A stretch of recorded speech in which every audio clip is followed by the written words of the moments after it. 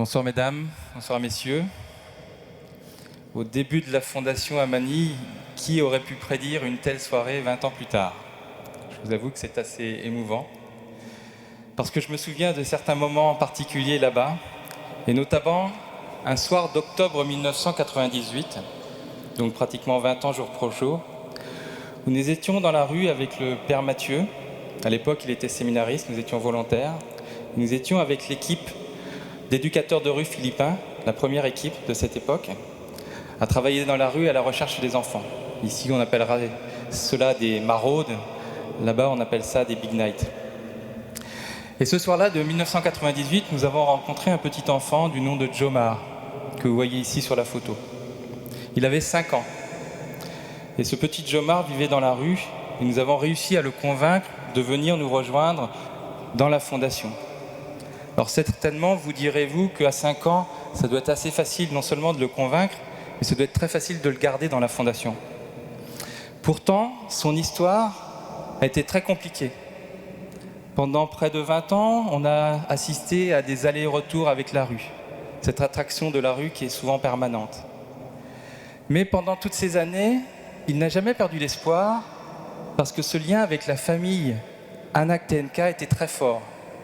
Il lui permettait d'avoir toujours cette espérance de s'en sortir un jour. En 2018, le mois prochain, vous allez le voir sur la deuxième image, le mois prochain, Jomar va devenir papa. Sa compagne, Jonaline, attend en effet un bébé et ils vont avoir un petit garçon du nom de Mathieu. Mathieu parce que sa famille, c'est Anak TNK. Et ce petit Mathieu, qui va naître dans une famille aimante, contrairement à celle de Jomar, va être un petit peu le symbole de ces 20 ans d'Anak TNK. Il va naître dans une famille aimante, comme 20 ans auparavant, Jomar renaissait dans une famille aimante, celle d'Anak TNK. Jomar, c'est un exemple de la fondation, et la fondation, depuis 20 ans, ce sont 54 000 petits Jomars qui sont passés par nos centres, qu'ils soient enfants des rues, des bidonvilles, enfants handicapés, enfants chiffonniers. 54 000 enfants qui ont été accompagnés par le personnel de la Fondation dans nos 35 centres, éduqués, soignés, nourris, protégés, mais surtout, comme le disait Grégoire tout à l'heure, aimés. Et quand nous avons débuté cette 20e année d'anniversaire en janvier et que nous nous sommes dit quel est le meilleur mot ou la meilleure phrase pour signifier tout ce qui a été accompli pendant 20 ans, effectivement, nous avons tous pensé à ce slogan « Saved by Love », sauvé par l'amour. Et cet amour et cette action qui a été prodiguée à tous ces enfants pendant tant d'années n'auraient pas pu exister sans tous ceux qui œuvrent au quotidien. Et je tiens à les saluer ce soir. Je pense principalement, bien évidemment, aux 150 employés philippins et tous les volontaires philippins des bidonvilles. Je pense à tous les volontaires français ou étrangers qui se sont succédés à Manille pour donner 2 ans de leur vie. Toutes ces personnes aux côtés de Gloria Reccio, notre directrice adjointe philippine qui est à nos côtés depuis les débuts, et bien évidemment du père Mathieu Daucher. Et également de Charles et Lise Cruz, qui ont eux aussi donné de leur vie et qui ont décidé il y a 4 ans de partir pour rester à Manille auprès du père Mathieu Daucher. Je voudrais aussi remercier, parce qu'ils sont la cheville ouvrière de ce qui peut se passer sur le terrain et sans eux, rien n'existe, les bénévoles. Les bénévoles qui en France et à l'étranger sont là pour faire la promotion de la Fondation, en parler, la faire accepter, la faire aimer et bien évidemment, vous en douterez, aussi récolter des financements pour la faire vivre. Cette soirée est en grande partie grâce à leur énergie. Nous sommes tous des bénévoles et ils ont mis ce soir une énergie exceptionnelle de bénévoles pour vous offrir cette soirée qui, à plus d'un titre, sera unique dans la vie de la Fondation. Donc une énergie bénévole, mais un talent de professionnel, parce qu'ils ont été à la hauteur, et je tiens vraiment à ce qu'on les salue ce soir, je crois que vous pouvez les applaudir.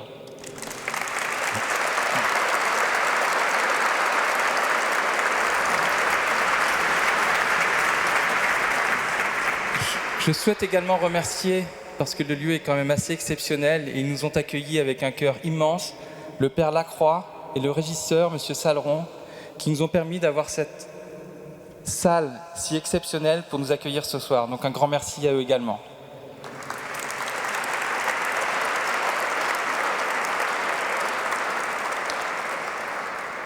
Mais pour finir, c'est à vous tous que je m'adresse.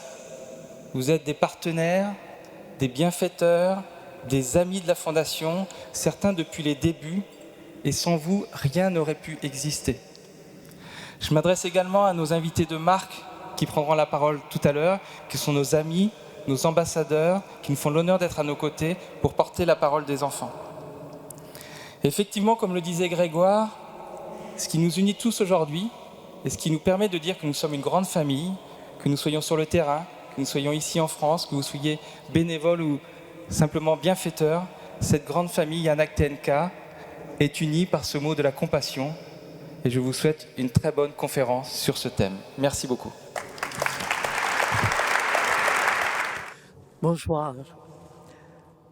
En commençant, je vous apporte salutations des Philippines et de Manille. Et je confesse que je ne parle pas le français parfaitement, mais en obéissance au Père Mathieu, je parle en français.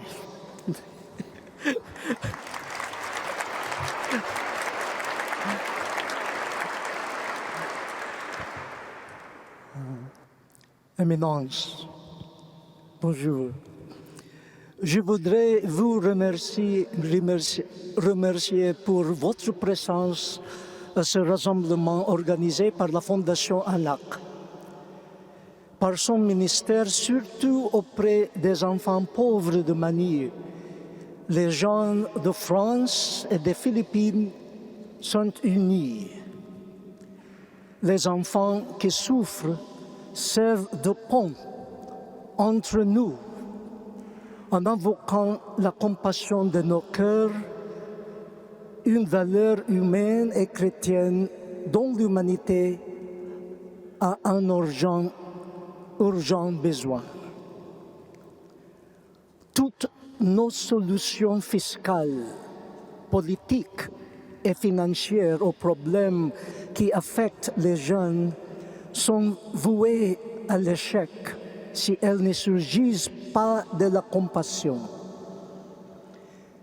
Les images des enfants cherchant la nourriture dans les poubelles des restaurants, les séquences d'enfants blessés et traumatisés étant conduits d'urgence à l'hôpital dans les endroits ravagés par la guerre, le son des vagues rejetant les corps noyés des enfants sur la plage nous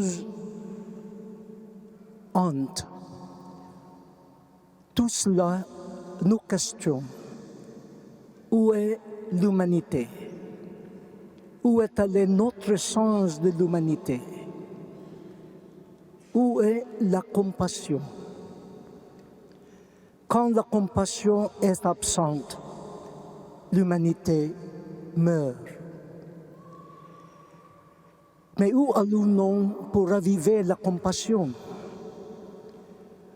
Nous nous tournons vers Dieu, qui nous guidera de nouveau vers la compassion, vers nos frères et nos sœurs et êtres humains. En Exode 34, nous lisons cette belle phrase. Le Seigneur, Dieu miséricordieux et bienveillant, lent à colère, plein de fidélité et de loyauté, qui reste fidèle à des milliers de générations, qui supporte la faute, la révolte et le péché. Si nous regardons l'ensemble de l'Ancien Testament, nous nous rendons compte que l'acte de pardonner chez Dieu n'est pas une action purement légale. Il vient d'une relation spéciale, d'une personne avec une autre. Cette relation est appelée de différents noms, comme bienveillance, miséricorde et compassion. Parmi les nombreux mots utilisés dans l'écriture en hébreu pour décrire ou montrer la compassion de Dieu, un de ceux est Rachamim, qui est relié à Rechem, sein, le ventre, le sein d'une mère. La compassion de Dieu est comparée à l'attachement émotif d'une mère pour son enfant qu'elle a porté dans son sein. Même après que l'enfant est né et a grandi, la mère continue de l'embrasser, de le protéger et de nourrir son enfant.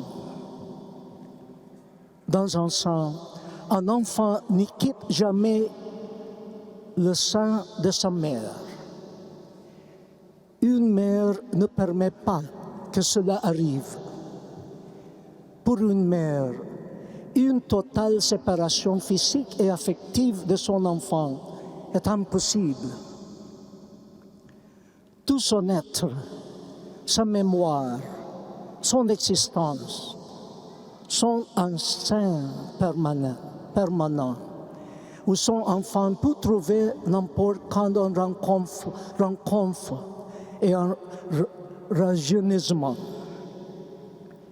Si un enfant est rejeté ou désavoué par d'autres, une mère déclarera, elle est ma fille, il est mon fils, ils sont miens. La compassion est l'instinct maternel de Dieu. Isaïe c'est éloquemment la profondeur, la largeur et la hauteur de la compassion de Dieu dans cette fameuse citation. La femme oublie-t-elle son nourrisson? Oublie-t-elle de montrer sa tendresse à l'enfant de sa chair? Même si celle l'a oublié, moi, je ne t'oublierai pas. Dieu est compatissant envers nous, car Dieu nous réclame comme les siens. La compassion de Dieu n'est pas un sentiment passager, mais l'assurance d'une relation permanente, une alliance d'amour et de vie, même si nous nous détournons de Dieu. Permettez-moi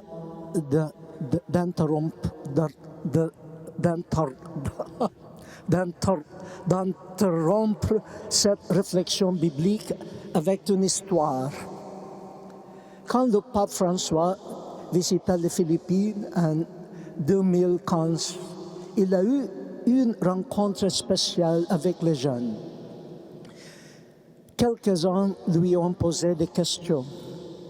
Une de celles-là, une fille appelée Glycelle, qui vivait dans un foyer pour enfants pauvres de la Fondation Anak, demanda au Saint-Père, pourquoi Dieu permet-il la souffrance des enfants? Elle pleurait ouvertement, avec des larmes de douleur innocente qui baignaient son visage. Elle cherchait la sein de la compassion de Dieu. Le pape François s'est approché d'elle et l'embrassa en silence. Quand est venu le temps de répondre, il laissa de côté son discours prévu. Il a tout simplement dit, il y a des questions pour lesquelles nous n'avons pas de réponse. Mais je veux te dire, n'aie pas peur de pleurer. Quand les armes auront lavé nos yeux, nous pourrons voir plus clairement. Le pape François savait que plus que des mots, une présence amoureuse, tranquille, pouvait donner à une fille qui souffre l'assurance que la compassion de Dieu est véritable et qu'elle est une fille bien-aimée de Dieu. C'est la mission de l'Église et des gens de bonne volonté d'être le sang de compassion pour tant d'enfants qui sentent qu'ils n'appartiennent à personne. Ils sont utilisés, rejetés et oubliés. La compassion veut dire embrasser leurs blessures comme nos propres blessures, comme Jésus l'a fait. Jésus est présenté dans l'Évangile comme une personne émue de compassion en voyant les gens blessés. Mais après les avoir vus et être ému, il s'approche d'eux comme s'il apportait le sang de Dieu qui console. Il est le bon samaritain pour tant de personnes blessées, laissées pour mortes dans les rues sombres, sur les frontières, sur les rivages et dans les bidonvilles. Jésus a ressenti la faim de la foule qui l'avait suivi. Il a ressenti la solitude d'une mère veuve qui avait perdu son fils. Il a ressenti le chagrin de Marthe et Marie au décès de Lazare. Il a ressenti la solitude que sa mère Marie allait expérimenter après sa propre mort. La compassion a permis que Jésus embrasse les blessures des autres comme étant siennes, car elles ne lui sont pas étrangères. Elles sont siennes. Ce sont nos souffrances qu'il a portées. Ce sont nos douleurs qu'il a supportées. Comme Seigneur ressuscité, Jésus-Christ continue de porter les blessures de ses frères et de ses sœurs dans son corps glorieux. Il ne laisse seul aucune personne blessée. Dans une des apparitions de Pâques, il invite l'apôtre Thomas. Avance ton doigt ici et regarde mes mains. Avance ta main et enfonce-la de mon côté. Thomas répondit avec la plus complète confession de Jésus. Mon Seigneur et mon Dieu. Monseigneur Thomas Halleck, commentant cet événement, dit que Jésus nous invite à regarder et toucher ses blessures dans les blessures des autres. Ceux qui refusent de voir et de toucher ces blessures chez ceux qui souffrent n'ont pas le droit de dire « Mon Seigneur et mon Dieu ». Par ces mots plutôt durs, Monseigneur Halleck nous transmet le rôle vital de la compassion dans notre reconnaissance du véritable Jésus. Mais nous avons peur de voir et de toucher les blessures des autres, car elles nous rappellent nos propres blessures que nous voudrions plutôt nier ou oublier. Rappelons-nous que Jésus n'a pas caché ses blessures. Il a porté nos blessures, les a fait siennes et les montre pour évoquer la compassion et la foi. La compassion de Dieu en Jésus nous guérit et nous l'espérons. nous rende plus compatissants pour nos nombreux frères et sœurs qui sont blessés comme nous. Laissez-moi terminer avec une histoire. Lors d'une de mes visites au foyer pour enfants pauvres, j'ai rencontré Paolo et Maria, qui étaient auparavant des résidents de ce foyer. En grandissant pauvres et sans but dans les rues et bidonvilles de Manille, ils ont trouvé compassion et envoyé à Anak. Après leur étude, ils sont devenus amoureux l'un de l'autre et ont décidé de se marier. Tout fiers, ils m'ont présenté leur bébé, Justin James. Je leur ai rappelé d'être de bons parents pour lui. Ils m'ont répondu, Éminence, nous avons connu tellement de choses tristes et terribles dans la vie. Nous ne nous permettrons pas que Justin James en fasse l'expérience. Nous avons goûté tant d'amour à Anak. Nous couvrirons Justin James avec ce même amour. La compassion engendre la compassion. Merci beaucoup.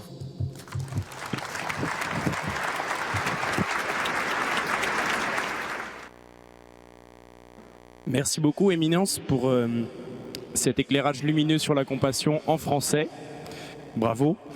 Et surtout pour votre engagement envers la Fondation. Avant de laisser la place à notre deuxième invité, nous sommes heureux de vous partager une petite vidéo d'un ami qui ne pouvait pas être là ce soir malheureusement. Cet ami, a priori, beaucoup d'entre vous le connaissent parce que sa vie a largement inspiré le film Intouchable, qui est sorti il y a quelques années. Il est également l'un des fondateurs de l'association Simon de Sirène, qui développe des maisons où vivent à la fois des personnes avec handicap et des personnes valides qui cohabitent ensemble. Cet invité, c'est donc Philippe Pozzo di Borgo, qui a tenu à nous laisser un petit message vidéo.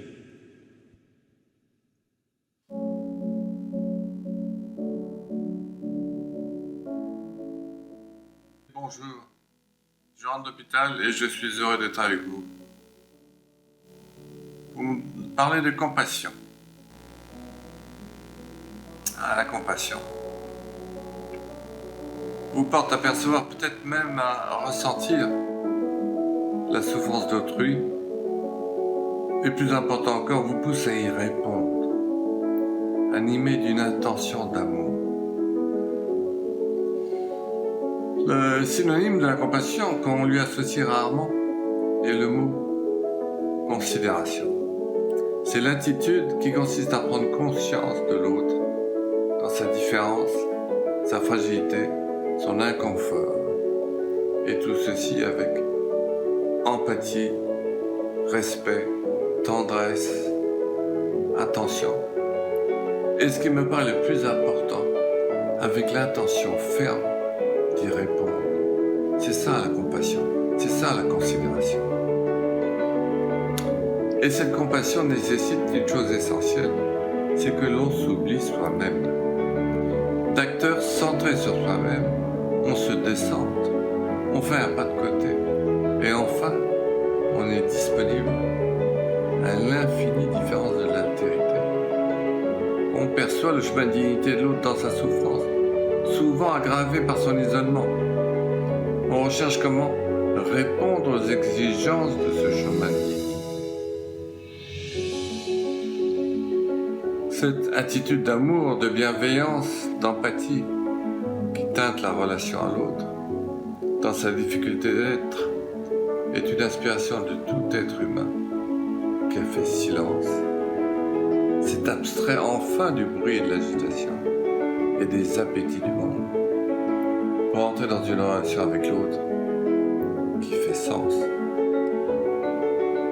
le même regard de compassion sur la création, tel que l'exprime le pape François dans son encyclique Laudate Si de 2015, est source de solution à l'impasse de la création que l'homme s'approprie sans entendre la souffrance de la création. Une compassion donc pour la créature humaine dans la création.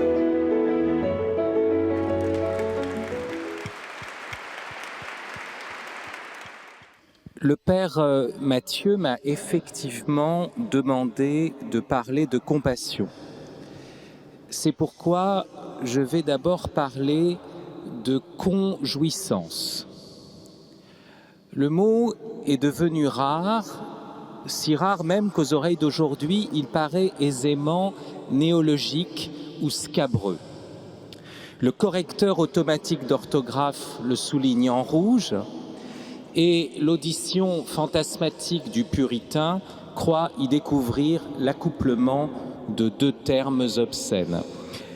Pourtant, le substantif conjouissance est avéré dans le trésor de la langue française, ainsi que le verbe se conjouir comme antonyme du verbe compatir, avec pour définition se réjouir avec quelqu'un de ce qui lui est arrivé d'heureux. Celui qui compatit souffre de la souffrance d'autrui. Celui qui se conjouit se réjouit de sa joie. Or, que faisons-nous en premier lieu ici, sinon nous réjouir avec Anac, avec Mathieu Dauchet, avec tous ceux qui participent à cette association, se réjouir des merveilles que Dieu fait à travers eux et les enfants des rues. Nous avons même de la conjouissance pour leur compassion. Et ce n'est là rien de secondaire ni d'accessoire. Se conjouir est ce qu'il y a de plus fondamental et de plus final. C'est l'origine et la fin de la compassion. Saint Paul le suggère dans la célèbre hymne de la première épître aux Corinthiens, dont un verset peut se traduire littéralement « La charité ne jouit pas de l'injustice, elle se conjouit dans la vérité. » Les traducteurs évitent de coller au grec « sun kai rei ».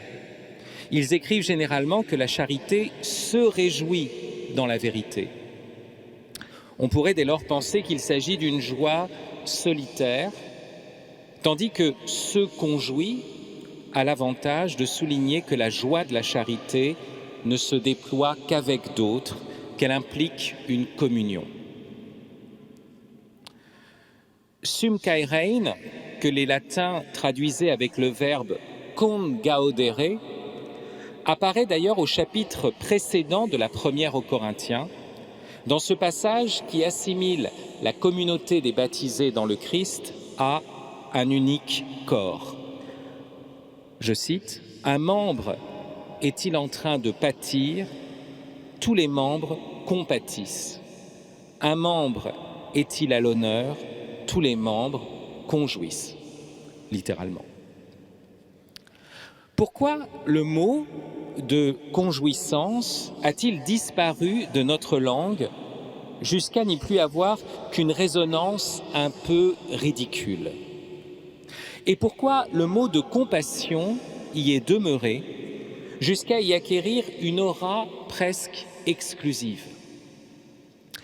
On parle volontiers de Marie comme de Notre-Dame de compassion, plus rarement comme de Notre-Dame de liesse ou de conjouissance. Et cela, bien que la première parole de Gabriel à l'Annonciation soit « Réjouis-toi » et que l'hymne de la Mère de Dieu à la Visitation commence avec l'âme qui exalte le Seigneur et l'esprit qui exulte dans le Sauveur. C'est qu'il est plus facile à notre orgueil de compatir que de conjouir. Lorsque l'on compatit, on s'abaisse, certes. vers la souffrance d'autrui. On se penche sur sa misère, mais on peut se prouver par là que l'on est plus grand que lui. Ainsi, la dame patronnesse a ses pauvres et le pharisien donne le 10e de tous ses revenus. Notre frère frappé par le malheur est placé au-dessous de notre état de bonne santé active et devient le faire-valoir de notre condescendance. En revanche, notre frère élu par le bonheur se trouve élevé au-dessus de notre condition ordinaire. Comme il est difficile alors de se réjouir de sa joie, de le voir honoré, lui et pas moi. L'envie devance la conjouissance et l'étouffe dans l'œuf.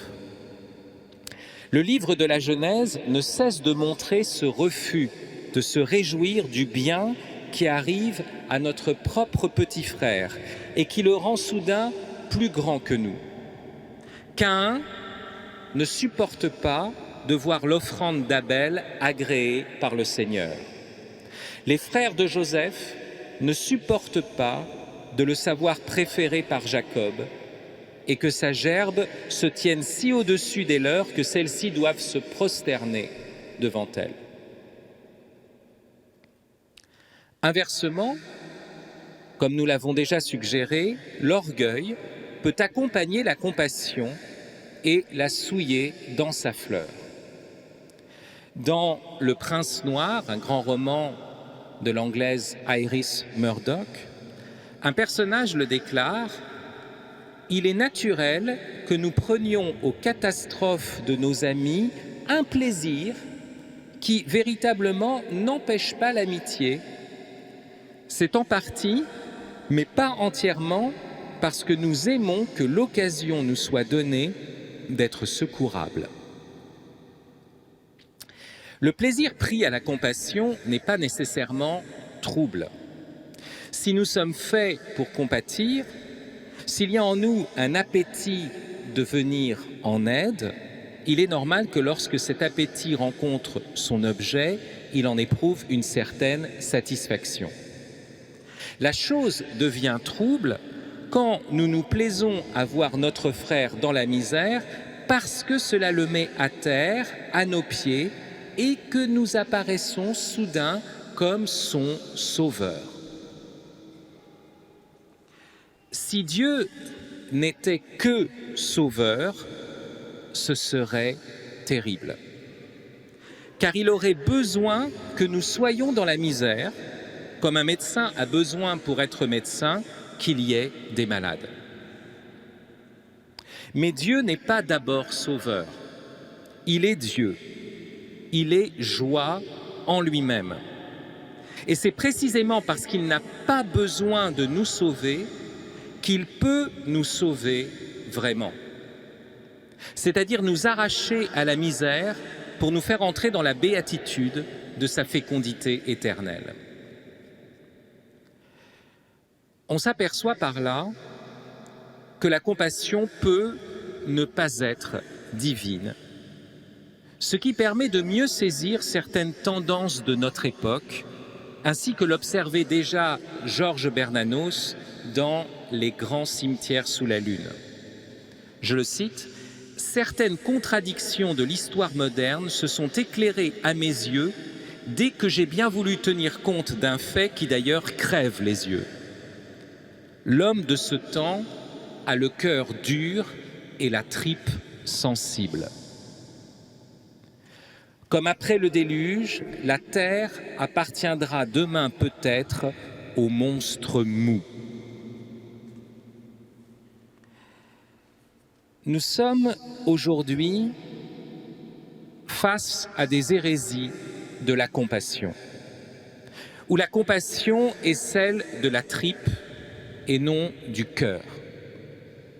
Compassion pour l'enfant à naître, qui nous autorise à détruire des embryons ou à les fabriquer et les manipuler en éprouvettes. Compassion pour l'homme souffrant, qui qui nous pousse à lui injecter une dose de pentobarbital de sodium, substance avec laquelle les vétérinaires piquent les chiens. Compassion pour les bêtes, qui finit par saigner le boucher lui-même. Compassion pour les Palestiniens, qui fait vouloir la destruction d'Israël. Compassion pour les pauvres types diminués par le système industriel, en leur proposant de devenir des cyborgs, c'est-à-dire des parfaits rouages de ce même système. Compassion sans patience, donc, et qui cherche des solutions finales. Soit en éliminant le sujet atteint par le mal, soit en affirmant que le mal n'est pas un mal, mais une nouvelle sorte de bien. Car on peut jeter le bébé avec l'eau du bain, mais on peut aussi faire croire que l'eau sale est toujours limpide. Il ne suffit pas de renvoyer à une anatomie symbolique, celle de la tripe sensible et du cœur dur, pour approcher ce phénomène dans son actualité. Il faut reconnaître qu'il est intimement lié aux dispositifs technologiques qui nous entourent.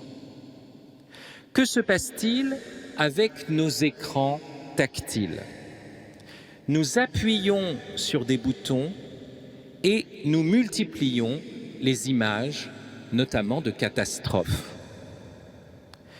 Jouir de voir la catastrophe de loin, éprouver de la complaisance dans sa compassion, est une inclination humaine qui a souvent été mentionnée par les anciens.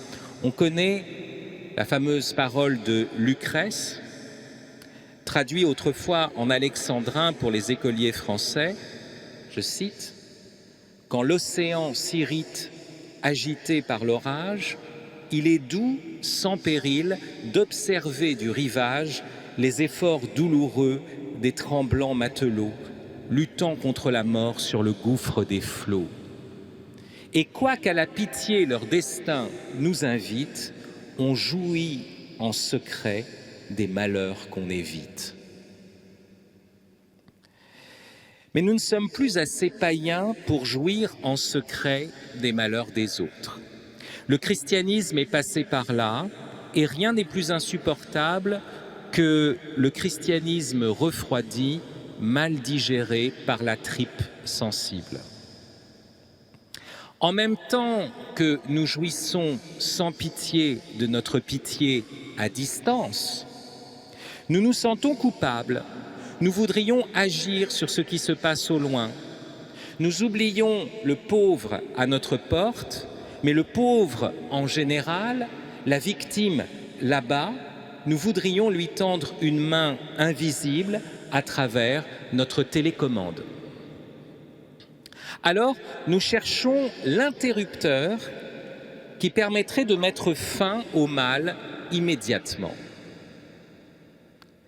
La compassion sans patience est consubstantielle à notre push-button society. Le même dispositif qui nous fait compatir à d'innombrables drames à l'autre bout du monde entretient en nous cette tendance pulsionnelle, cette immaturité affective, cette envie que cela puisse cesser d'un coup comme on change de chaîne, que l'on puisse zapper et passer à autre chose de plus sympa. Compatir veut dire souffrir avec. Qu'y a-t-il de bon à cela? Est-ce de souffrir? Mais alors, on n'a rien fait de plus que de multiplier le mal par deux. À la souffrance du souffrant s'ajoute la souffrance du compatissant et les ténèbres ont étendu leur empire. Le positif de la compassion n'est donc pas dans le fait de souffrir, mais dans le fait d'être avec, de demeurer auprès de l'autre. Si l'on oublie cela, on finit par ne plus souffrir de le voir souffrir et l'on devient l'exécuteur de sa mort par prétendue compassion. On devient un monstre mou à télécommande. Cette observation que la compassion est d'abord dans l'être avec l'autre permet d'approcher deux cas limites. Celui d'une compassion sans souffrance et celui d'une souffrance qui ne peut inspirer aucune compassion. Le premier cas, celui de la compassion sans souffrance, est celui de Dieu dans sa divinité même, et non dans l'humanité du Christ ou dans son Église où il peut souffrir. Saint Thomas d'Aquin écrit « La miséricorde doit être attribuée à Dieu au plus haut point, mais selon ses effets, non selon une émotion qui relève de la passion. » Pour le mettre en évidence, il faut considérer que miséricordieux se dit de quelqu'un qui aurait un cœur misérable, c'est-à-dire affecté de tristesse à cause de la misère d'autrui, comme s'il s'agissait de sa propre misère. De là s'ensuit, continue Thomas, qu'il s'efforce de chasser la misère du prochain comme il ferait pour la sienne. Tel est l'effet de la miséricorde. Par conséquent, s'attrister de la misère d'autrui ne convient pas à Dieu en lui-même, mais chasser cette misère lui convient par excellence. La tristesse, en tant qu'elle est un mal, ne peut se trouver en Dieu même, à qui rien ne saurait faire défaut. Sa compassion est donc une compassion sans passion, mais non sans puissance. Être avec l'autre, qui est le point essentiel, suppose de repousser le mal qui empêche l'autre d'être lui-même, et c'est ce que Dieu ne cesse de faire. Il est même un Dieu de miséricorde plus que de justice, non seulement parce qu'il pardonne et comble le pécheur qui se repent, mais aussi et avant tout parce qu'il nous a créés, alors même que cela ne nous était pas dû. D'ailleurs, même nos mérites sont des dons. Si nous sommes meilleurs que tel assassin ou tel impie, c'est par des forces et des circonstances que nous avons encore reçues par grâce ou par providence. Si je suis en position de compatir, c'est parce que Dieu a eu d'abord pitié de moi-même. Le cardinal Tagle nous a rappelé tout à l'heure que la compassion se dit en hébreu « rachamim », les entrailles. Cela pourrait rappeler la tripe de Bernanos, mais il s'agit du cœur et ça renvoie littéralement à l'utérus, à la matrice. L'essentiel de la matrice est dans l'engendrement. Ce n'est pas tant de souffrir que de porter l'autre et de lui communiquer la vie, de laisser place au fruit des entrailles et le faire venir au jour. Compatir, c'est fructifier et faire fructifier. Le second cas limite, celui d'une souffrance qui ne peut inspirer aucune compassion, c'est le cas de l'enfer. Les damnés souffrent, mais c'est du fait de leur propre choix irrévocable, de leur auto-exclusion définitive, précisément parce que rien n'est plus odieux à leur orgueil que la miséricorde qu'on voudrait leur faire et qui les amènerait à se conjouir avec le ramassis de bras cassés et de pieds beaux qui forment la communauté des sauvés. Comme le dit la Madame Gervaise de Charles Péguy dans le mystère de la charité de Jeanne d'Arc, il y a une souffrance qui ne sert pas, qui ne sert éternellement pas, qui est toujours vaine, vide, qui est toujours creuse, toujours inutile, toujours stérile, toujours non appelée, toujours donc non élue. Toutes, toujours, éternellement, toujours. Apprenez, mon enfant, apprenez ce que c'est que l'enfer. C'est un profond mystère que celui de ce mal sans fin, de cette souffrance à jamais vaine, encore qu'elle relève, ce que Péguy ne précise pas assez, d'un juste retour des choses. La créature ne saurait rejeter son créateur sans connaître un déchirement interne. Cette souffrance n'est donc pas, à tout point de vue, inutile, puisqu'elle révèle cette déchirure radicale, mais elle ne peut plus être la voie d'une rédemption. La possibilité de ce mal sans fin est d'une importance théologique capitale. Elle est la garantie de la vraie liberté des personnes créées, mais aussi et plus encore de la transcendance divine. Dieu n'a pas besoin d'une réussite totale dans le monde pour être le Dieu de toute bonté. Il est infiniment bon, même si reste dans sa création une zone de mal perpétuellement contenue. Thomas d'Aquin ose souligner que cette souffrance des damnés n'appelle plus aucune compassion. Je le cite, « Tant que les pécheurs sont en ce monde, ils se trouvent dans un tel état qu'ils peuvent être libérés de leur misère et de leurs péchés sans préjudice pour la justice divine et être introduits dans la béatitude.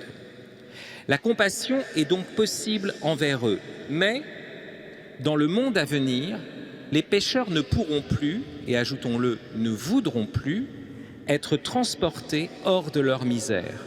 La compassion voulue avec rectitude à l'égard de leur souffrance ne sera plus possible. Les bienheureux qui seront dans la gloire n'auront donc aucune compassion pour les damnés. » Une telle souffrance, qui n'appelle pas la compassion, nous rappelle que la compassion n'a rien de la jouissance d'un spectacle plein de terreur et de pitié. Sa finalité essentielle est de chasser la misère, et lorsque cela n'est plus possible, ou bien elle s'éteint, ou bien elle devient informe, dangereuse et même pécheresse.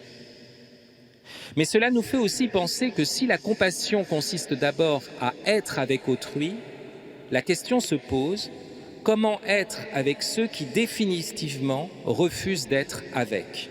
Comment être avec eux et reconnaître leur inébranlable volonté de rejeter toute communion ? Non pas en compatissant sans doute, mais en s'abandonnant plus à fond au mystère de l'Éternel, qui continue malgré tout de les aimer et de les créer, car même pour des créatures sans repentir définitivement, les dons du Seigneur sont sans repentance. Cette limite, au-delà de laquelle la compassion n'est plus valable, nous indique avec quelle urgence le monde présent doit être visité par la compassion. Il ne s'agit plus seulement ici de la compassion à l'égard de la victime d'ailleurs, laquelle, nous l'avons vu, peut se mêler de vanité et d'orgueil, mais de compassion même à l'égard du bourreau, à l'égard de celui qui me persécute.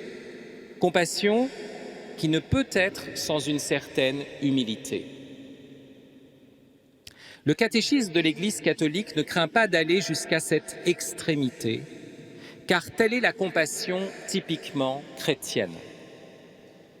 Le catéchisme commence bien sûr par parler du Christ médecin, de sa compassion envers les malades et de ses nombreuses guérisons d'infirmes de toutes sortes, signe éclatant que Dieu a visité son peuple et que le royaume de Dieu est tout proche. Mais le catéchisme produit son ultime enseignement sur la compassion dans un commentaire du Notre Père et plus particulièrement du « comme nous pardonnons aussi à ceux qui nous ont offensés ». Je le cite, « il n'est pas en notre pouvoir de ne plus sentir et d'oublier l'offense. Mais le cœur qui s'offre à l'Esprit Saint retourne la blessure en compassion et purifie la mémoire en transformant l'offense en intercession.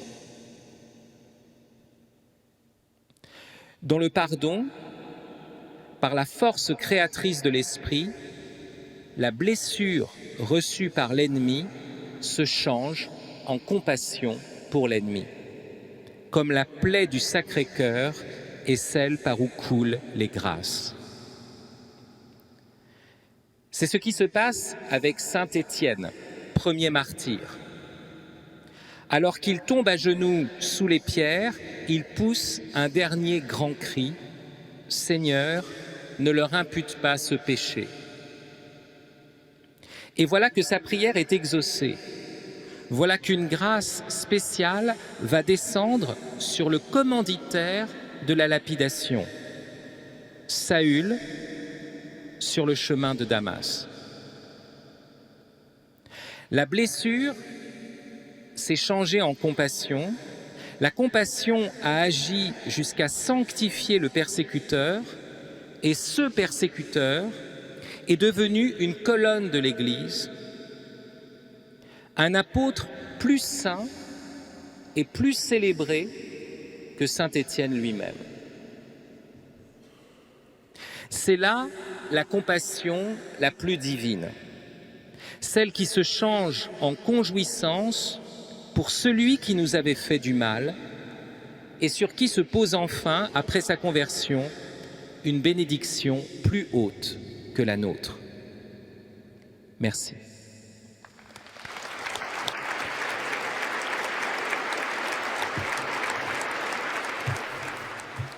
Bonsoir. J'espère que vous allez avoir de la compassion pour moi, parce que là, on va redescendre très très bas, après ce qu'on a vécu jusqu'à présent. Attendez-vous à quelque chose de beaucoup plus simple, qui ne va pas vous demander de gros efforts de compréhension. Je préfère tout de suite prévenir. J'ai la chance de connaître le père Daucher, et je ne sais pas pourquoi. Il m'a demandé de venir ce soir délivrer mon très simple témoignage. Et comme vous le savez, on ne refuse rien au père Daucher. Donc tant pis pour vous. Moi, jusqu'à il y a 10 ans, je croyais que la compassion s'était réservée aux cas très graves, aux gens très malheureux, aux malades, aux sans-abri. Et du haut de mon orgueil, je pensais ne pas être éligible à la compassion, vu que je pensais que j'étais formidable. Et donc, je n'avais pas besoin de compassion. Et pourtant, je ne sais pas pourquoi, Jésus est venu me trouver dans ma vie, sans que je n'ai rien demandé. Il s'est penché sur mon cas, il m'a regardé, et il a eu de la compassion pour moi. Sur le moment, je ne me suis rendu compte de rien, je n'ai rien vu tellement j'étais aveugle. Mais c'est bien de compassion qui s'est agi pour moi. Comment ça s'est passé? Alors sachez que je suis un catholique de famille catholique, que toute mon enfance, j'ai été à la messe tous les dimanches avec mes parents et mes frères et sœurs, et que tous les dimanches de mon enfance, je me suis ennuyé à la messe. Au point où j'en étais arrivé à croire que d'être catholique, c'était de s'ennuyer tous ensemble 1 heure par semaine. Et d'ailleurs, à 18 ans, j'ai dit à mes parents, maintenant c'est fini, je ne vais plus à la messe. Et je n'avais pour l'Église aucune animosité, mais aucune sympathie non plus, on va dire aucune compassion ni aucune conjouissance. Et je me suis quand même marié à l'Église, un peu parce que ça faisait plaisir à ma famille, un peu parce que ça se faisait dans mon milieu, et aussi un peu parce qu'on ne sait jamais.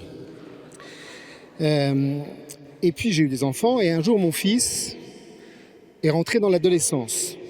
Vers l'âge de 12-13 ans, il est rentré dans l'adolescence non pas par la rébellion contre ses parents, mais par la mollesse.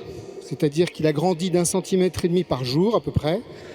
Il est devenu une longue asperge molle.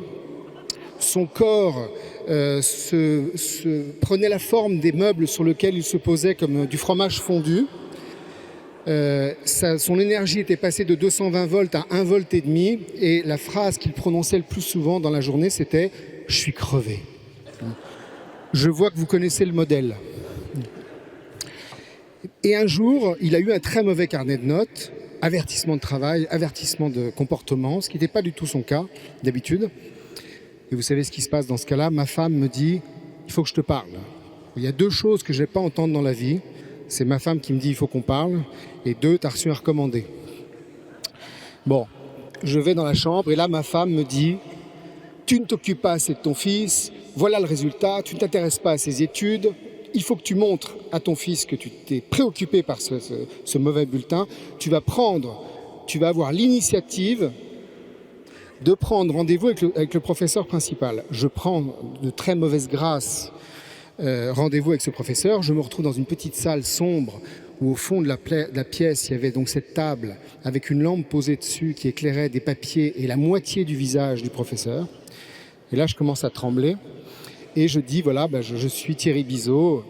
Et là, tout de suite, il me dit « Ah, mais votre fils, il est formidable, il est curieux de tout, c'est un très bon élève, il n'aura aucun problème dans ses études. » Je dis « Ah bon, formidable, il y a une erreur administrative. » « Ah non, il fait un peu l'andouille. Puis comme il est un peu mou en ce moment, on a voulu lui faire un peu peur, donc voilà, vous inquiétez pas. » Et comme le type avait l'air sympathique, je lui dis « c'est quand même difficile d'être père, on ne sait jamais ce qu'il faut faire. Par exemple, là je vais rentrer ce soir, mon fils attend que je le débriefe de notre rendez-vous. J'ai 2 solutions. Soit je fais ce que mon père aurait fait avec moi, mon père qui m'a fait très souvent très peur quand j'étais enfant, c'est-à-dire que je donne un coup de pied dans sa porte, je balance tout, je hurle en lui disant « mon petit vieux, tu vas commencer à travailler », etc. Solution 1. Solution 2, je fais le père modèle comme on les voit dans les séries américaines. Je me pose une demi-fesse sur son lit, je lui dis « tu sais, tu es en âge de comprendre maintenant que tu dois travailler ». Vous avez compris le résultat possible si je fais ça. Bon. Le professeur me dit « je me garderai bien de vous donner un conseil. Je comprends vos états d'âme de père puisque je le suis moi-même. Mais je peux vous dire une chose, c'est que je vois que vous êtes grand, énergique, vous avez l'air d'avoir un bon job, vous êtes en bonne santé.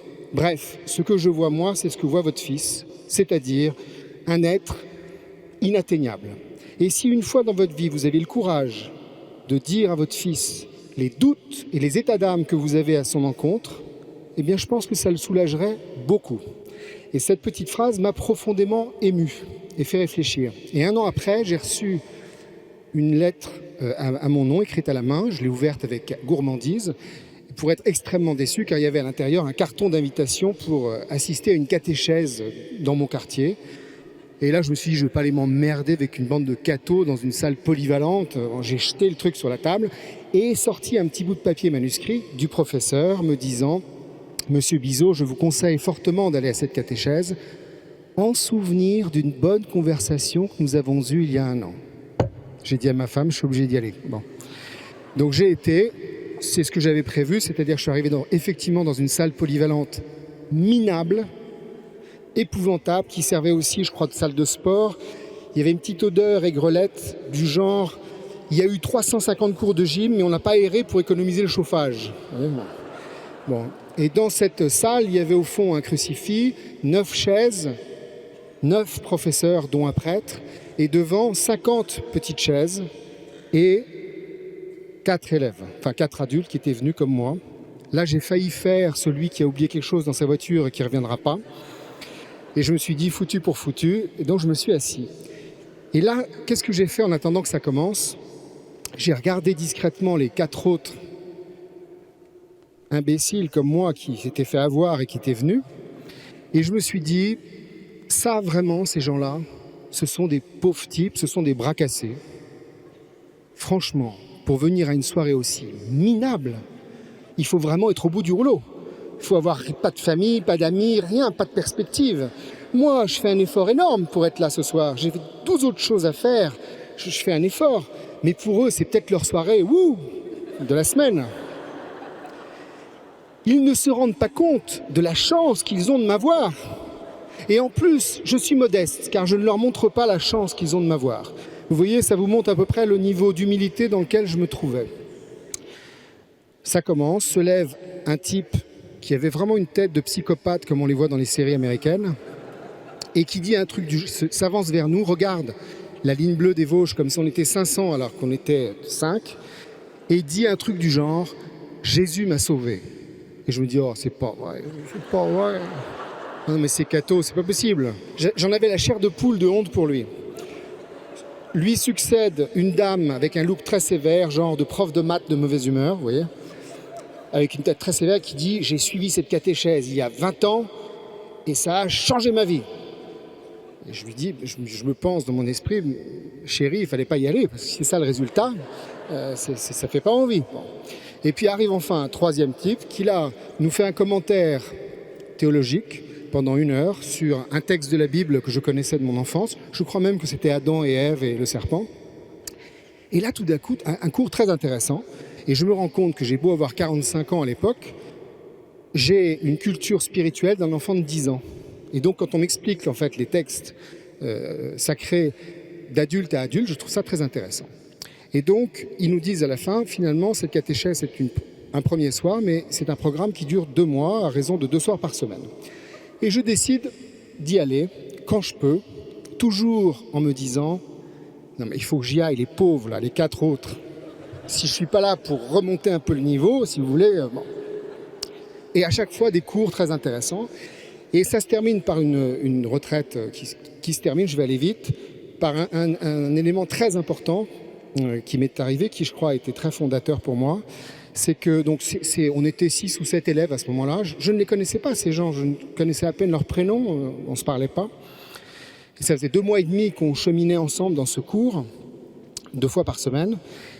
Et tout d'un coup, ils disent, bon, voilà, est-ce que vous avez envie, ceux qui ont envie de continuer, on va aller de droite à gauche, vous allez dire les uns après les autres si vous voulez continuer à faire une catéchèse ou si vous voulez vous arrêter. Et j'étais le dernier à parler, donc j'avais le temps de réfléchir.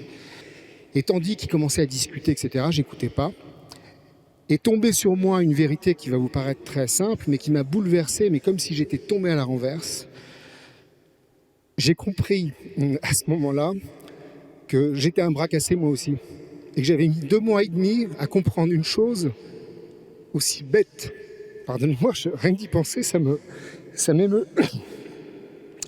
Que ces bras cassés que je méprisais, j'en étais un.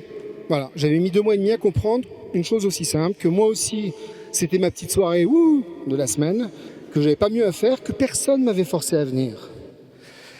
Et pour moi, ça a été une chose fondamentale. Bon, j'ai décidé de ne pas continuer, et je suis rentré chez moi, et j'ai décidé de rentrer dans ma vie. Et je me suis dit, bon, si on parle de Dieu dans les dîners, en ville, etc., moi j'aurais un truc un peu marrant à raconter, ces petites choses que je viens de vous raconter. Il se trouve que dans ma vie, à moi, on ne parle jamais de Dieu. On parle de religion, on parle de politique, on parle de viande halal, de prêtres pédophiles, de tout ce que vous voulez, mais on ne parle pas de Dieu. Peu de gens vous demandent, on peut vous demander de quelle religion vous êtes, mais peu de gens vous demandent est-ce que tu crois en Dieu ? D'abord parce que c'est une question intime, et d'autre part parce que c'est une question dangereuse. Parce que si vous demandez est-ce que tu crois en Dieu, l'autre est en droit de vous demander en retour est-ce que toi aussi tu crois en Dieu ? Les gens n'ont pas forcément envie de répondre à cette question.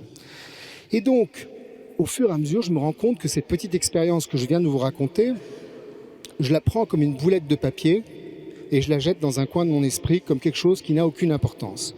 6 mois passent et un jour je déjeune avec un ami qui n'est pas particulièrement croyant et je ne sais plus pourquoi, on se met à parler de Dieu et je me dis « Ah, enfin, je vais pouvoir raconter ma petite histoire ». Et là, je raconte mon histoire avec une telle force et une émotion que j'en suis bouleversé et mon ami aussi. Et là, en fait, j'éprouve un sentiment très désagréable et inquiétant, c'est que je me rends compte que cette petite boulette que j'ai jetée dans un coin de mon esprit est devenue un arbre qui a pris toute la place. Et c'est inquiétant, je ne suis pas du tout content de ça. À partir de ce jour-là, j'ai raconté mon histoire tous les jours, à tout le monde, sans attendre qu'on parle de Dieu, pour voir si ça continuait. Et à chaque fois, j'étais ému, et à chaque fois, je découvrais une nouvelle branche, et à chaque fois, les gens en face de moi étaient émus, au point que mon éditeur m'a dit « il faut que tu écrives un bouquin », et c'est comme ça que j'écris Catholique Anonyme, et je suis invité très vite à la télévision, chez Marc-Olivier Fogiel, qui avait un talk show à l'époque sur M6, pour aller parler de mon livre. Et il faut que vous compreniez que quand j'ai fini d'écrire ce livre, et que j'allais faire la promotion à la télévision, j'étais incapable de dire de moi que j'étais chrétien, que j'étais croyant, que j'avais trouvé Dieu. Non, je pouvais dire 2 choses. 1, j'ai fait une petite catéchèse un peu minable dont je pensais qu'elle n'avait aucune importance. Et en fait, je suis bien obligé de constater qu'elle a une importance énorme, mais je ne sais pas pourquoi. Et 2, je suis quand même depuis quelques mois fasciné par le personnage de Jésus. J'achète plein de bouquins au point que ma femme s'inquiète et me dit un jour « Tu veux devenir moine ? Dis-moi tout de suite que je sois au courant. » Mais donc voilà, je suis intéressé par Jésus. C'est tout ce que je peux dire. J'arrive, c'était un direct.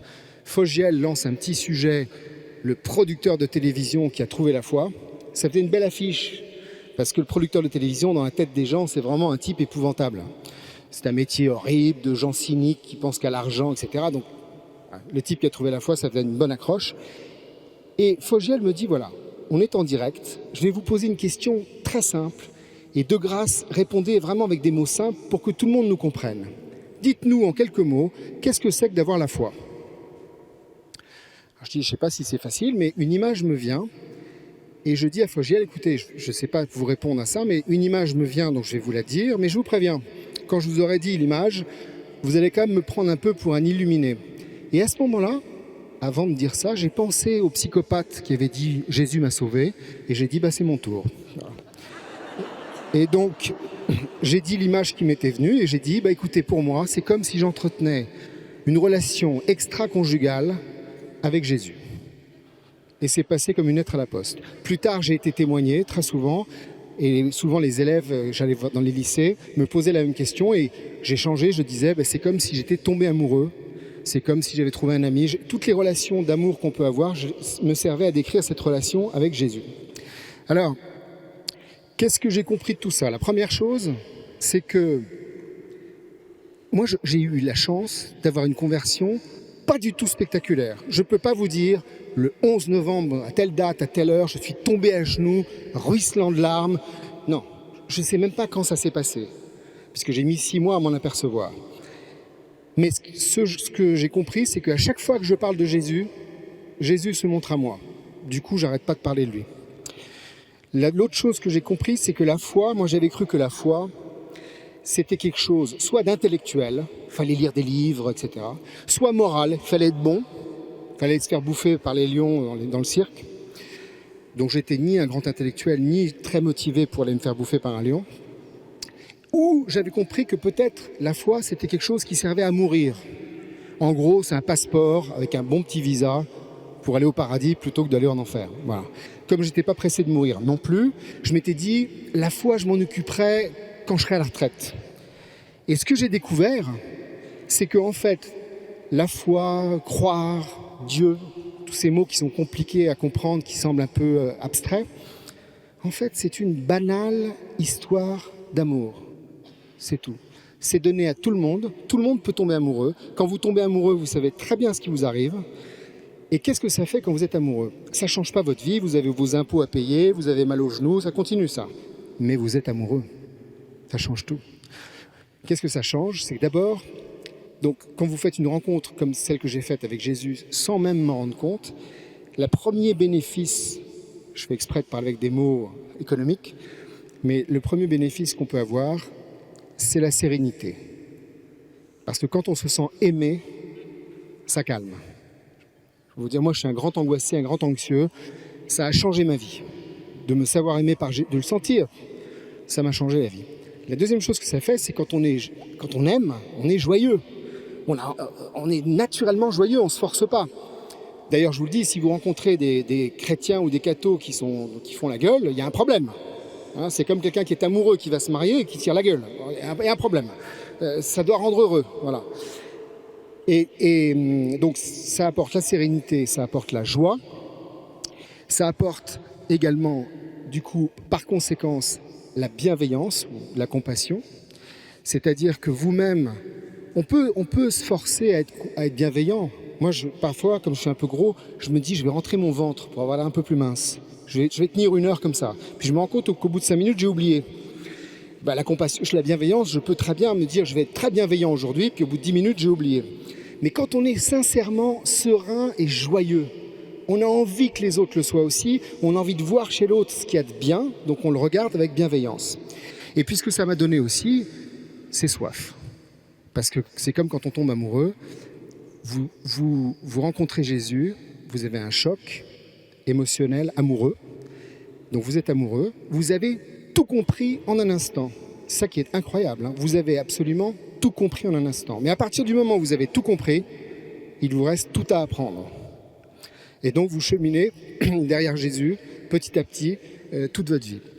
Alors, du coup, j'ai découvert aussi, moi je m'étais posé des tas de questions sur le sens de la vie. Moi j'ai découvert que le sens de la vie, je vous le dis pour moi, je ne sais pas si ça sera vrai pour vous, c'est que je pense que nous sommes faits pour aimer et nous laisser aimer. Je dirais même que c'est doit être dans notre ADN, un jour on le découvrira peut-être. Alors est-ce qu'on peut aimer tout le monde et des gens qu'on n'a pas choisis? C'est ça la question, parce que c'est facile d'aimer des gens qu'on aime déjà. Pas toujours facile, vous me direz, mais enfin bon, c'est plus facile. Mais est-ce qu'on peut aimer n'importe qui?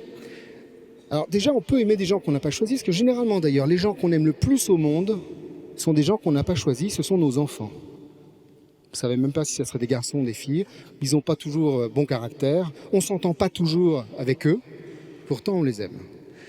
Mais moi je crois à quelque chose d'encore plus banal, puisqu'on parle de la compassion, moi je pense à la compassion vraiment au quotidien, dans son acception la plus banale. Moi je crois à l'amour que j'ai pour ma boulangère. Alors je vais prendre une image. Imaginons que chaque personne que vous aimez, c'est comme si vous aviez un petit compte en banque dans votre cœur qui est plus ou moins fourni selon les gens que vous aimez. Donc vous avez, je sais pas quoi, 10 000 euros d'amour pour votre mère, 100 000 pour vos enfants, 3 000 pour votre belle-mère, vous voyez, 50 pour un ami qu'on ne voit pas souvent, 200 pour un ami qu'on aime beaucoup, etc. Et ces comptes en banque varient avec le temps. Enfin, ils sont assez bien garnis. Ma boulangère, avant de rentrer dans sa boulangerie, parce que je vais chez elle, j'ai 3 euros d'amour pour elle. Dans mon compte en banque, Thierry Bizot, ma boulangère. Pourquoi j'ai 3 euros ? 1 euro parce que c'est un être humain, ça fait un point commun. Je l'aime plus qu'un caillou, on va dire. Deuxième euro, c'est que c'est un être humain qui vit en même temps que moi sur cette terre. Ça fait un deuxième point commun. C'est ce qui fait d'ailleurs que j'ai 7 milliards de comptes en banque avec les 7 milliards d'êtres humains que je ne rencontrerai jamais, par définition. Et j'ai un 3e euro d'amour pour elle, puisque c'est ma boulangère et que j'ai 5 minutes à lui accorder tous les matins. J'achète mon pain et je m'en vais. Et j'ai pas le temps de passer du temps avec elle. Alors je peux continuer toute ma vie à acheter mon pain chez elle avec 3 euros d'amour pour elle, et elle a sans doute 3 euros d'amour pour moi. Et puis un jour, je lui dis elle vous va bien votre robe. Je fais ça un peu peut-être pour être lèche-cul, pas pour des bonnes motivations. Mais elle me fait un sourire, ça lui a fait tellement plaisir, ce sourire me touche, on est passé à 10 euros. Une semaine après, je lui dis dites donc, j'ai goûté votre brioche, vachement bonne votre brioche. On est passé à 15 euros. Chaque jour je passe, je dis pas forcément quelque chose tous les jours. Au bout d'1 mois, je vois qu'elle a l'air soucieuse. Je lui dis qu'est-ce qui vous arrive ? Vous avez l'air soucieuse aujourd'hui ? Ah, c'est mon fils, il va peut-être redoubler, ça m'inquiète beaucoup, etc. Et là je lui dis ah, les enfants. Vous voyez ? Je ne fais pas un truc extraordinaire. Mais là, on est passé à 50 euros parce qu'on est sur un sujet grave. 2 mois plus tard, je dis, alors et votre fils, au fait, où est-ce qu'il en est ? Ah, ben écoutez, on est content, il est passé en 6e finalement, ça s'est pas mal passé, etc., etc. Et là, on est passé à 100 euros. À chaque fois, j'ai passé pas plus de 5 minutes avec elle. Voilà, moi je crois, c'est la seule chose que j'ai à vous dire ce soir, finalement, c'est que l'amour et la compassion, puisque Jésus est venu poser la compassion sur moi, qui pensais ne pas en avoir besoin, c'est pour tous les jours et c'est très simple à manier. Je pense que nous sommes tous éligibles à la compassion de Dieu. Vous pouvez tous, si vous ne l'avez pas déjà fait, rencontrer Jésus, mais comme on rencontre une personne, et avoir une histoire d'amour très simple avec lui. Vous pouvez en douter, et c'est votre droit, et je ne ferai jamais rien pour vous en convaincre. Mais si par extraordinaire, ça vous tente, vous auriez envie de faire cette rencontre avec Jésus et que vous ne savez pas comment faire, je vais vous dire comment faire, c'est très simple. Il suffit de demander. Ne demandez pas, ne faites pas de chichi, pas de fausse piété. Demandez ça froidement, comme vous rempliriez un formulaire de sécurité sociale. Dites, Jésus, si tu existes, j'aimerais bien te rencontrer. C'est simple, mais attention, parce que ça marche. Merci.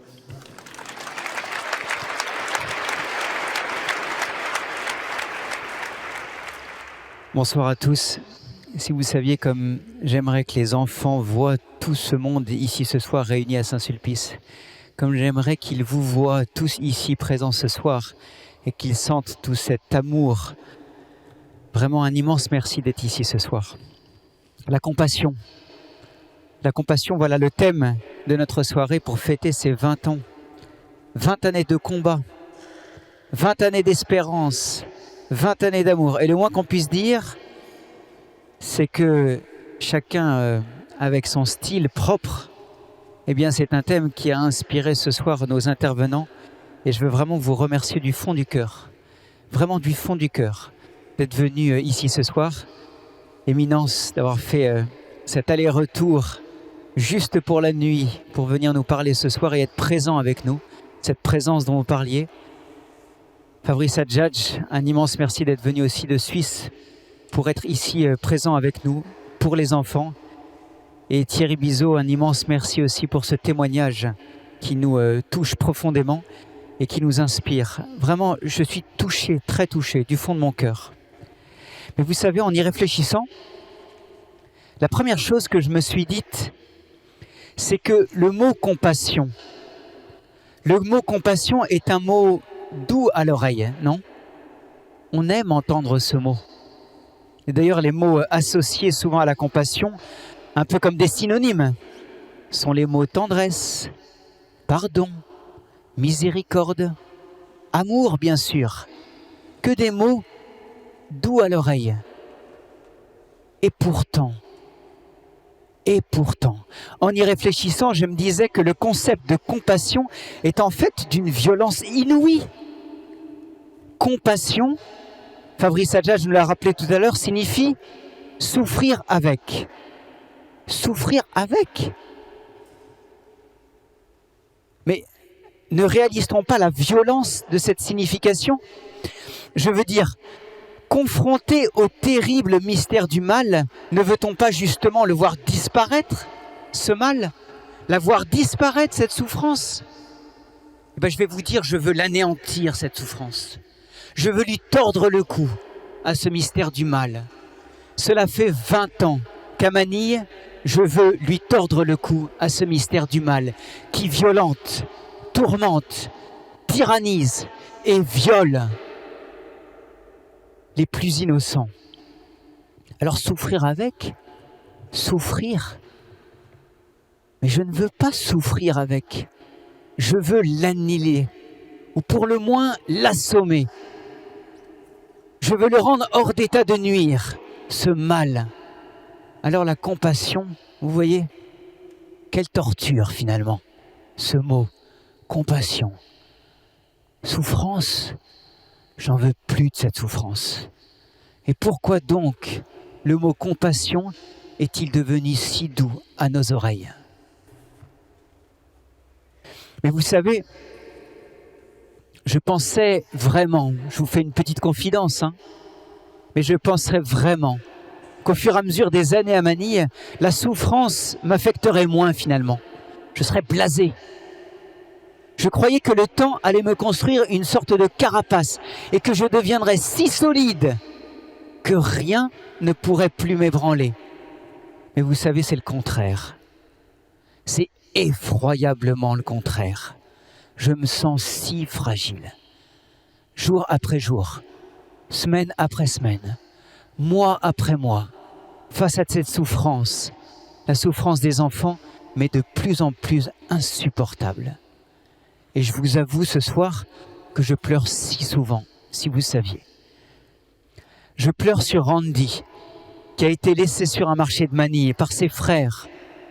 Le dernier souvenir qu'il en a, c'est de les voir courir en le laissant derrière.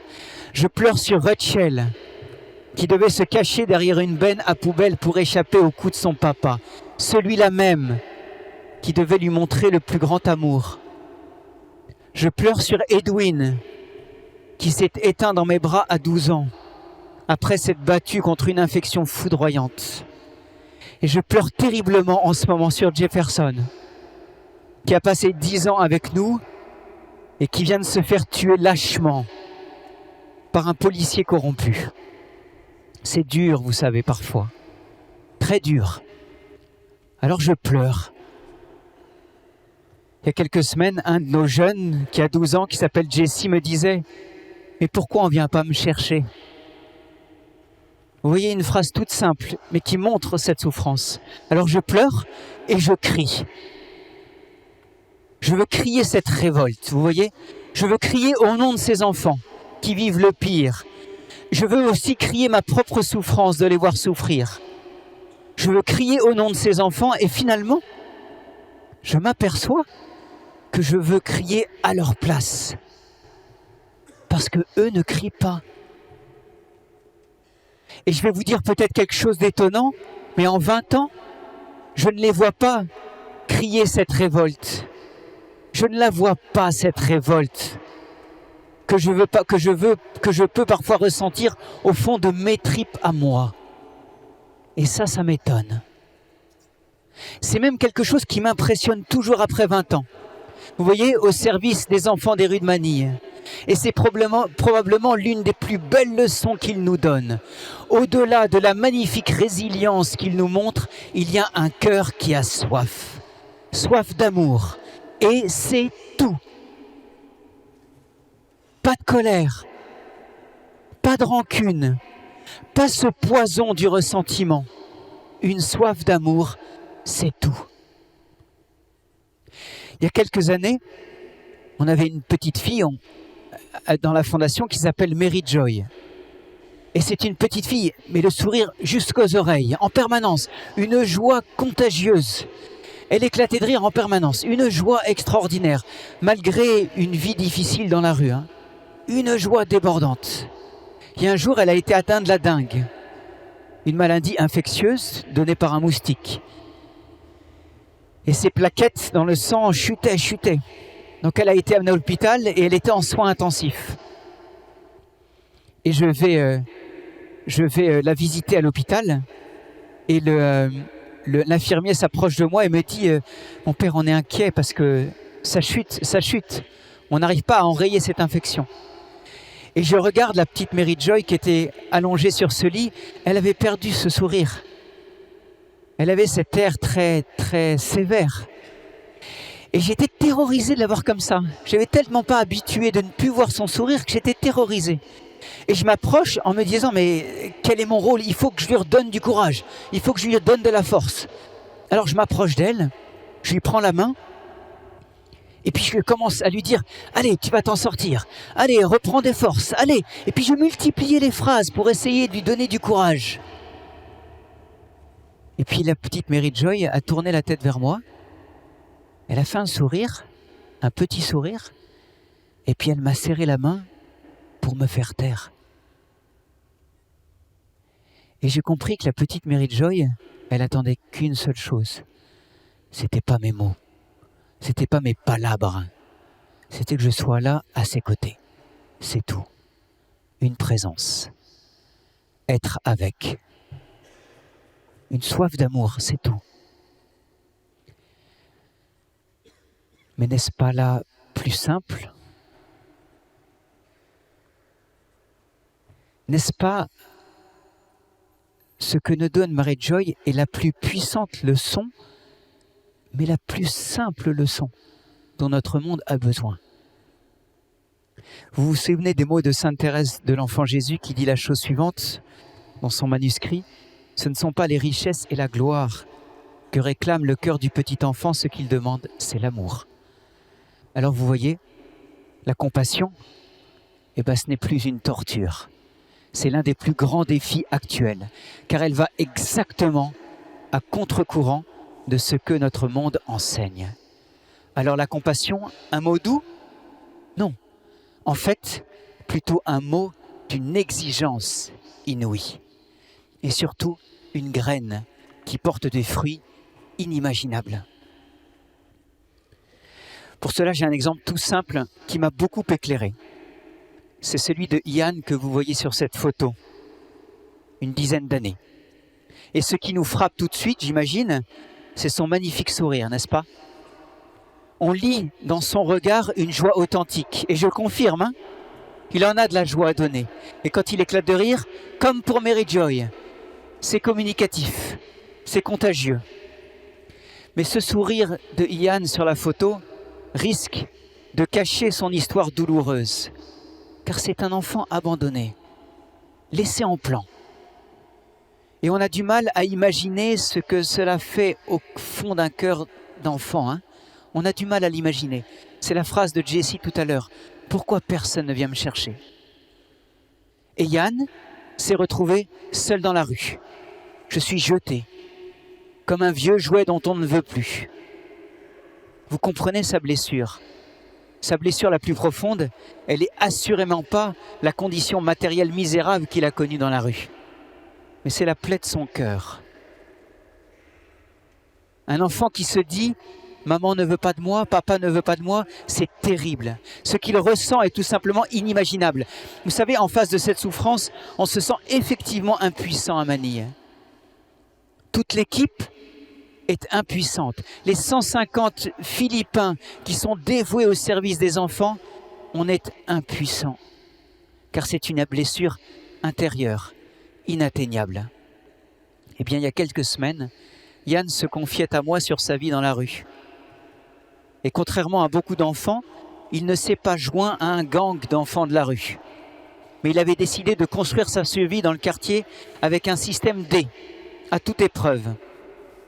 Alors quand Yann a voulu me parler, pour me confier sur sa vie dans la rue, je m'attendais à ce qu'il me raconte ses souffrances, toutes les souffrances qu'il a vécues dans la jungle de la ville.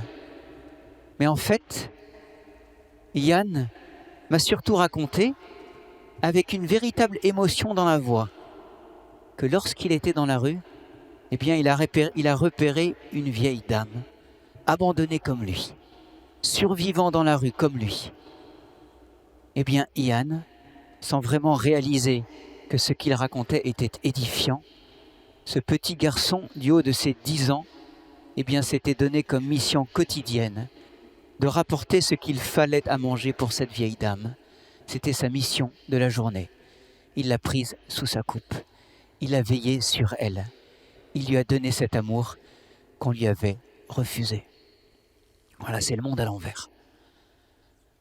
Ce petit garçon abandonné, loin de se lamenter légitimement sur son propre drame, s'occupe d'une grand-mère, elle aussi abandonnée. C'est un petit cœur blessé qui pense les blessures d'un autre cœur meurtri. C'est un enfant qui relève l'adulte. Vous voyez, à notre éternel pourquoi, Yann a répondu par un comment. Il n'est pas venu chercher une explication à l'amour qu'on lui a refusé, il est venu au contraire donner une réponse par un amour débordant à donner. Je voulais vous citer Saint Vincent de Paul, pour lequel j'ai une admiration sans borne. Saint Vincent de Paul dit la chose suivante. Quoi? Être chrétien et voir son frère affligé sans pleurer avec lui, sans être malade avec lui, c'est être sans charité. C'est être chrétien en peinture, c'est n'avoir point d'humanité, c'est être pire que les bêtes. Yann est devenu compatissant, la vraie compassion. Parce qu'il a souffert avec cette grand-mère. Et je crois qu'il a trouvé dans cette compassion, donc dans cette souffrance, osons le dire, hein, sa propre résurrection. Cette joie qu'il habite est indubitablement liée à cette souffrance devant laquelle il n'a pas abdiqué. Et Yann me fait lui aussi comprendre, comme les centaines d'exemples des enfants que je pourrais vous donner ce soir, qu'il est tellement et intimement uni aux souffrances du Christ en croix qu'il partage inévitablement cette joie dont le Christ est la source. C'est un mystère, difficile de le comprendre, mais quelle merveille de le contempler. Eh bien, je peux vous dire ce soir que si effectivement je n'arrive pas à me blaser devant la souffrance des enfants et que bien au contraire, elle me fait de plus en plus souffrir, mon émerveillement s'intensifie lui aussi au fur et à mesure des années. Je suis émerveillé. Je suis émerveillé par Gloria, que l'on voit ici sur cette photo. Cette femme philippine qui travaille à nos côtés depuis 20 ans, depuis les débuts de la Fondation et qui montre un dévouement inégalable. Je veux lui rendre hommage ici ce soir. c'est notre Mère Teresa à nous. Je suis émerveillé par Reynald, ancien enfant abandonné sur les rails de la voie ferrée de Manille il y a 20 ans et qui donne aujourd'hui un amour débordant à sa petite fille Chloé. Je suis émerveillé par le pardon que Jérémie a donné à sa maman, qui était devenue son bourreau. Elle-même a demandé le baptême à la suite de ce pardon reçu. Je suis émerveillé par l'accueil que les filles du centre d'accueil ont fait à Lisette, une petite fille lourdement handicapée mentale que l'on a recueillie il y a quelques mois. Elles l'ont accueillie comme leur petite sœur. Et je suis émerveillé enfin par cette joie qui règne dans les foyers de la Fondation, par ces millions de sourires que j'ai vus depuis 20 ans. Je suis émerveillé par tout cet amour qui ne demande qu'à pénétrer nos cœurs. Mais enfin, tout devrait être si simple. Aimez-vous les uns les autres comme je vous ai aimé. Il n'y a pas de message plus simple et les enfants nous le disent. Pourtant, la réalité, c'est que notre monde est pétri de souffrance. Et ce que l'on remarque, c'est que même au cœur de cette souffrance, eh bien surgissent les plus grands héros. Et nos héros à nous, ils n'ont parfois pas 10 ans, mais pourtant répondent au mal avec une force invulnérable, celle de leur cœur. Et si cette force de leur cœur est invulnérable, c'est qu'elle est mystérieusement unie à la croix. Ça, je vous le dis, c'est pour moi désormais une certitude. Ces enfants sont tellement unis au Christ dans sa souffrance qu'ils partagent aussi sa soif, son amour, sa joie. Éminence, vous pouvez être fiers de vos enfants des Philippines. Ils nous font un appel ce soir. Ils nous font un appel face à cette souffrance, face à ce mystère du mal. Ils nous disent, n'abdiquez pas, répondez au mal. Oh, ne l'expliquons pas, c'est un mystère qui nous dépasse, mais n'abdiquons pas et répondons au mystère du mal. Lundi matin, je reprends l'avion pour Manille et j'aimerais vous demander comme une faveur ce soir de prier tout particulièrement pour tous ces enfants de Manille et pour tous ceux qui les entourent. Nous pouvons donner un cadre à ces enfants pour qu'ils se reconstruisent. Et je crois que nous le faisons de tout notre cœur. Mais les blessures de leur cœur, seul le bon Dieu peut s'engouffrer dans ces failles pour guérir et panser les blessures de ces enfants. Alors voilà, mes chers amis, nous fêtons ce soir 20 années. 20 années de combat, c'est certain, mais surtout 20 années d'amour, 20 années d'espérance, grâce à vous. Et vous savez quoi? Eh bien, on va continuer. Car si je suis bien convaincu d'une chose, c'est que nous aidons peut-être tous ces enfants, mais eux, ils nous sauvent. Merci du fond du cœur à vous tous.